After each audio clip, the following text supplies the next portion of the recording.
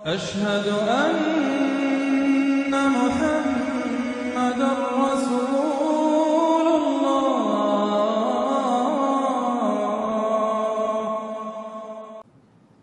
शरीर सुखத்துக்கு दुआ கேளுங்க. ஆஃபியத்தான வாழ்வுக்கு துஆ கேளுங்க.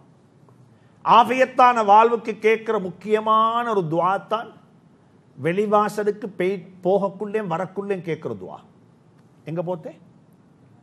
டாய்லெட்டுக்கு போகக்குள்ளே வெளியே வரக்குள்ளே கேட்கிற துஆ ஆஃபியத்துக்கு கேட்கிற துஆ. அது ஆஃபியத்துக்கு. இது ஒழுங்கா ஃபங்க்ஷன் ஆகல எப்படி இருக்கும்?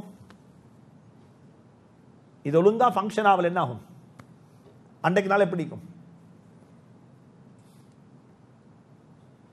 வாழ்க்கையில பெய்த்து நாங்க டாய்லெட்ல பெய்த்து எங்கட வேலையை செய்ய குந்தின்னு சொன்னா லேசா வெளியே போகுது எங்கட மலம்.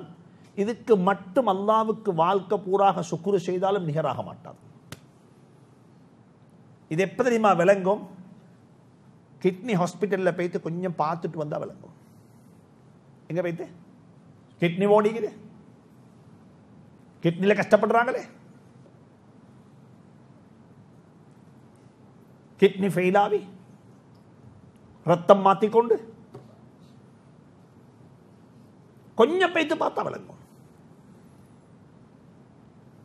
டாய்லெட் உள்ளுக்கு முஸ்லிமா இருக்க பாருங்க. எதுக்கு முஸ்லிம்? டாய்லெட் உள்ளுக்கு முஸ்லிம். இப்ப உள்ளத்துல கையை வச்சு கேட்டு பாருங்க பாப்போம். இன்றைக்கு எத்தனை முறை போனேன், எத்தனை முறை துஆ ஓதிக்கொண்டு போற பாக்கியம் கிடைச்சிட்டது. துஆ ஓதிக்கொண்டு அல்ஹம்துலில்லாஹில்லதி நாங்க ஓதினோம் அல்ஹம்துலில்லாஹ் பத்தி. அல்ஹம்துலில்லாஹில்லதி அஸ்ஹப அன்னி அல்அதா வஆஃபானி.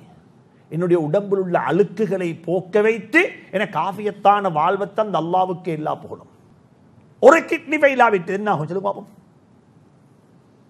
கஷ்டம் நோயாளிக்கு மட்டுமல்ல, முழு நோயாளியோட குடும்பத்துக்கும் கஷ்டம். அந்த நோயாளிக்கு இன்னும் ஒரு கஷ்டம் தெரியுமா? என்னால என் குடும்பம் கஷ்டப்படுதேன்ற கஷ்டம். அது ஆகப்பெரிய கஷ்டம். அல்லாஹ் எல்லாருக்கும் ஆஃபியத்தான வாழ்வு நசீபாக்குவானா. ஒவ்வொருத்தரும் ஒவ்வொரு தொழுகைக்கு பிறகும் துஆ கேளுங்க. ஆஃபியத்தான வாழ்வுக்காக வேண்டி, நோய் இல்லாத வாழ்வுக்காக வேண்டி. நோய் வந்துச்சா அல்லாஹ்ட்ட கையேந்துங்க. அல்லாஹ்ட்ட நோயில கூட யார்கிட்டையும் கேட்க வேணும். அய்யூப் அலைஹிஸ்ஸலாம் நோயாளி ஆயிக்கிறாங்க. ஒரு கதை சொன்னாங்க. மக்கள் சொன்னாங்க துஆ கேளுங்க அல்லாஹ்ட்டன்னு சொல்லி சொன்னாங்க. இமாம் குர்துபி எழுதுறாங்க, அவங்க சொன்னாங்களாம், நான் 70 வருஷம் சரீர சுகத்தோட வாழ்ந்தேன். அது நான் கேட்டு வாங்க இல்லையே, சும்மா கிடைச்சேதானே. நான் கேட்காம தந்தான் 70 வருஷ சுகமான வாழ்வு. அப்ப 70 வருஷம் நான் கேட்காம அவன் நோயாளியாக்கி வச்சிருக்கிறான். 70 வருஷத்துக்கு பிறகுதான் கேட்கணும். அதனே நியாயம், அதனே நியாயம். இவ்வளவு நாள் சுகமா இருந்தேன், கேட்கல, கேட்காம தந்தான். இப்ப நோய் அவன் கேட்காம தந்திருக்கிறான். அப்ப குறைஞ்சபட்சம் இந்த நோயை விட்டு என்ன சுத்தமாக்கணும் அல்லாஹ்ட்ட சொல்லுவதாக இருந்தாலும் 70 வருஷம் போகத்தானே வேணும்.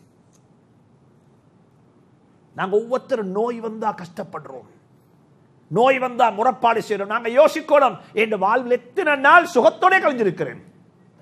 2 நாள் ராவு தூக்கம் இல்ல, எவ்வளவு கம்ப்ளைண்ட் பண்றோம். அடே வாழ்க்கை பூரா தூங்கினோமே பாப்பா, வாழ்க்கை பூராவ தூங்கினோமே.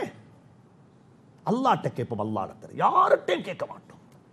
شكرا يا ربي شكرا هديت قلبي شكرا نورت دربي شكرا شكرا يا رب